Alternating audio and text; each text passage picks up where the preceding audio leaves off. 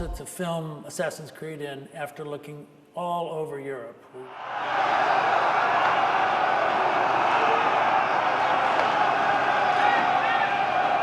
I think a lot of our movie takes place in the 15th century, and there are very few places in the world that still work for the 15th century. And Malta had some of the best locations.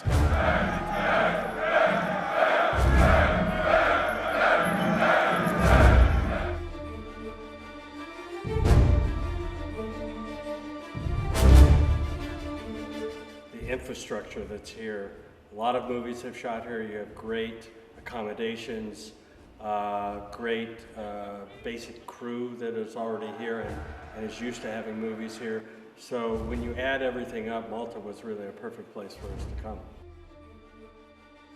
And really the support that we have here has been fantastic. So we've been able to shoot a very difficult movie and we're still on schedule.